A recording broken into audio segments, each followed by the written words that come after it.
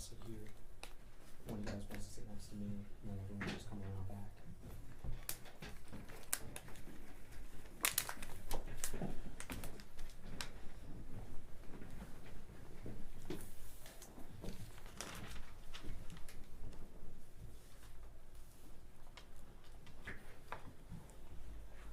All right, good afternoon or good evening, everybody. My name is Jeremy Eldridge. I was Sean Suter's lawyer, and I appreciate everybody coming.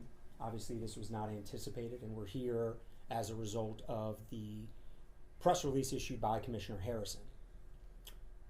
The first thing that the public needs to know is this is not news. This is absolutely nothing new. This investigation that was done by the state police was done with a very tight set of parameters. There were no new witnesses interviewed. There was no testing of any physical evidence. They did not speak with the Office of the Chief Medical Examiner. They did not converse with the Office of the State's Attorney for Baltimore City, who's been handling the investigation. They did not speak with me, his attorney. They didn't speak with Nicole Suter, his wife, Demira, his daughter, or any of his other children. This was rubber stamping the already flawed IRB report. This is not new. We are ready for war. We met with Commissioner Harrison personally in his office with his command staff. We were promised a very specific agenda. We were promised an investigation with clean hands. That is not what we've received. That is not what Baltimore City deserves, and that is not what Sean's legacy merits. We deserved more. We deserve the truth, and the truth is that at this moment, the investigation is still pending. The Baltimore City Police were still investigating. There were witnesses being interviewed. There were items being tested. And none of this information, not an ounce, was ever conveyed to the state police.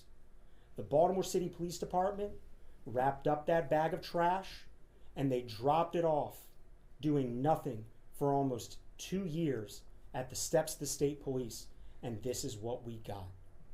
We got another flawed report with a rubber stamp on it, with absolutely no new work done like we were promised. We have been lied to. We have been cheated.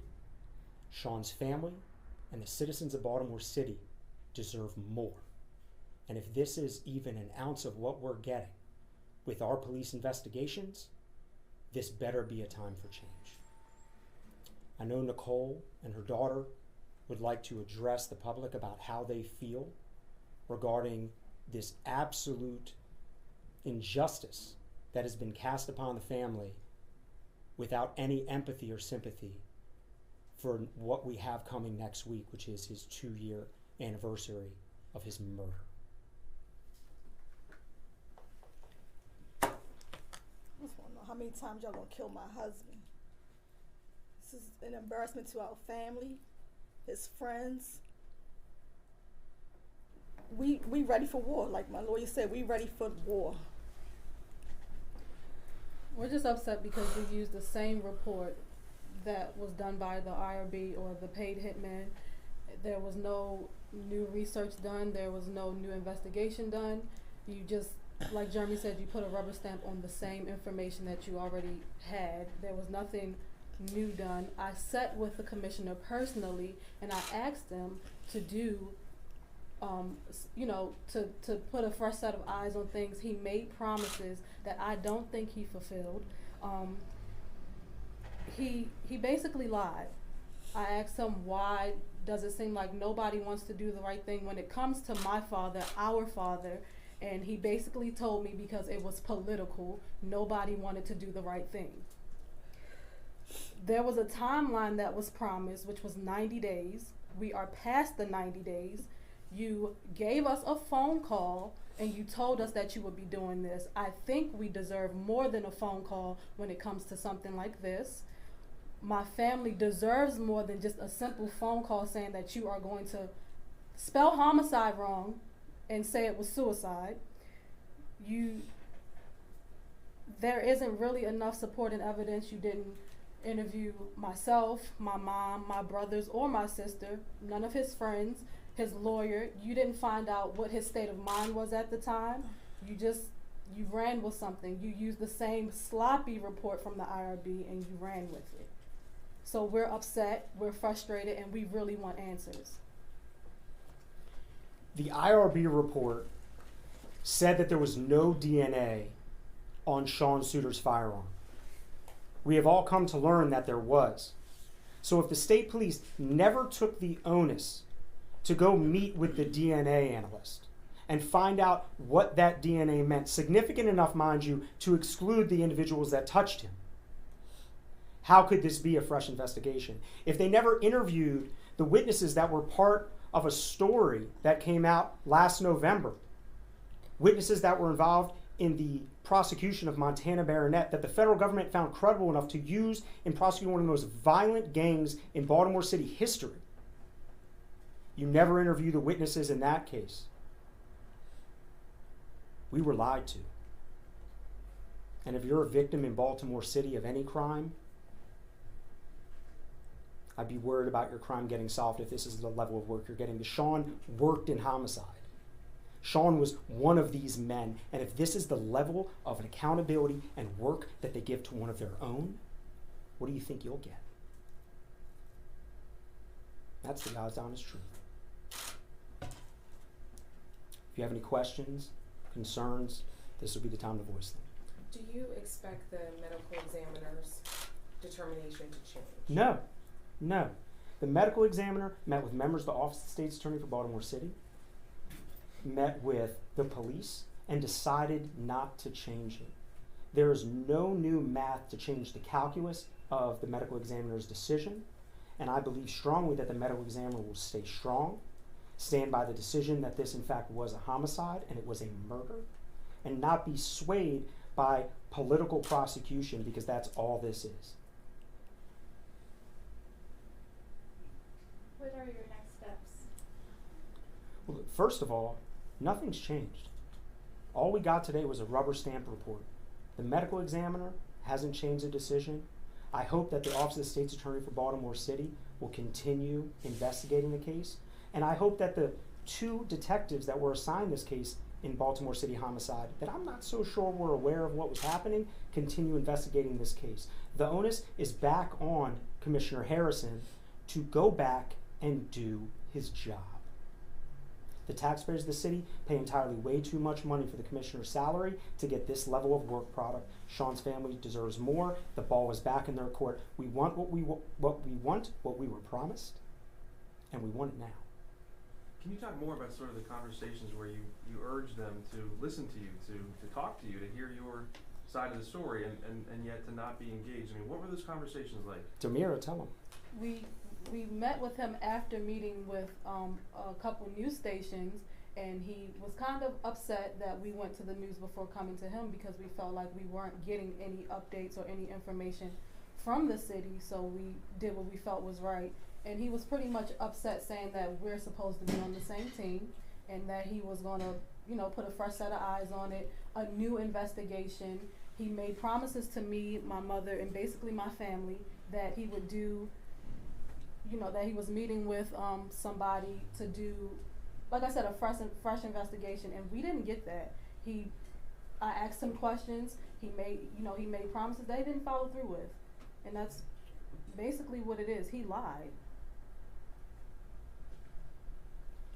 Jeremy, we were asking you about the upcoming hearing. I don't know exactly when it is, but that will still be happening. Was it the workers' compensation? There's a workers' compensation matter pending regarding Sean's death during the line of duty. We still plan to proceed as normal. Nicole's family is represented by a workers' compensation firm, and in our opinion, nothing should change. There's not anything about today's situation that changed the setup of any of the pending litigation. The only difference is this was hurtful and embarrassing to the family, but legally, nothing should change. To hear this from the new police commissioner, and you had that promise from him, and to have this, you're saying this in action, what is your reaction been to that, to being married to somebody who was serving in that same police department? Like I said before, it's an embarrassment to his family and to my husband. He gave the department so many years, and for them to try to tarnish his name and his legacy is a big disappointment to us. What information would you have liked to get out there had the department interviewed you or other members of your family or even your attorney? For one, his state of mind. He wasn't suicidal or I would like for them to question me about my husband, his state of mind when he left out that morning. That whole week, we just came from vacation. My husband was in good spirits and none of this stuff was bothering him. The biggest problem and question you're not asking is that everyone is making the assumption that because Sean was lined up to potentially be a witness in the prosecution of the gun trace task force, that made him a suspect. And that is factually incorrect. I'd like the U.S. Attorney's Office or another law enforcement agency to come out in front of it and to support that, because that is the truth. The truth of the matter is Sean had no reason to take his own life. As his lawyer, that is not what we were worried about. We weren't worried about him being prosecuted. We weren't worried about him having done something wrong.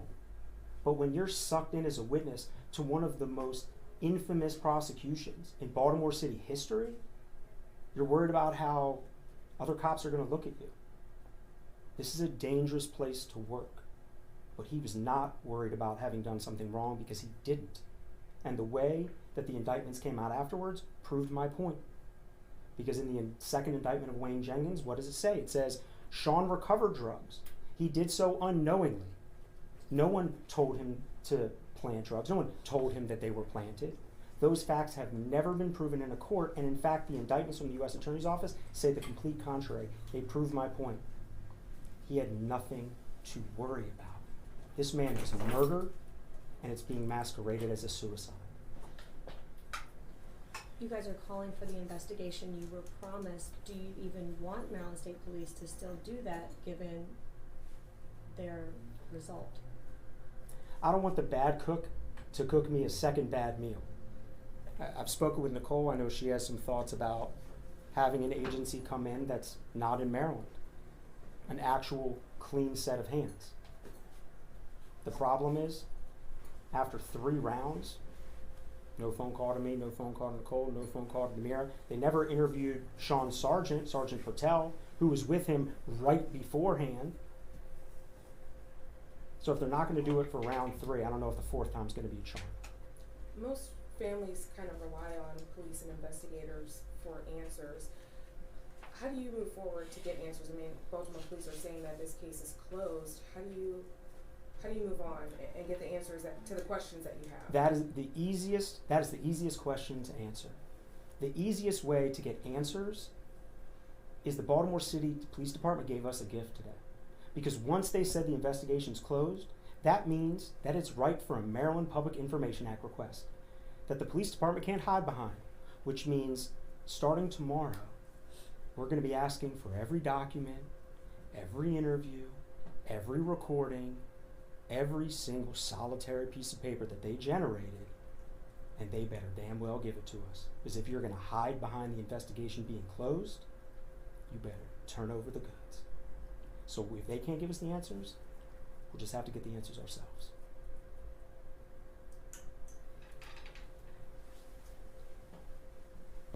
That's all we got, folks. Yeah, name spelling. Would you rather written or said out loud? You can say. Yeah, that's fine. Demira, Damira. Nicole, Nicole. Suitor. Yes. Zaria, Zaria, Suitor. So daughter, Yes. daughter, wife, and then behind you. Latina, Latina, Johnson, friend. Dashania, friend. Logan, Logan, daughter-in-law. I'm Sean, Sean, Son. Chris, K-R-I-S, son. Marquise, M-A-R-Q-U-I-S, son. Is there anything else? Unless there's anything else either of you want to add. I know you had plans for Remembrance? the remembrance. Do you have plans?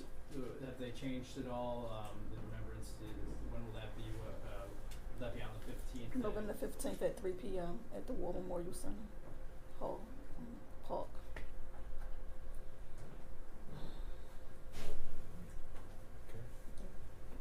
All right.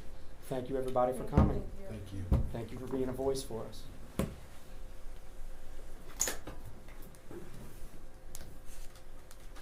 And if any of you are wondering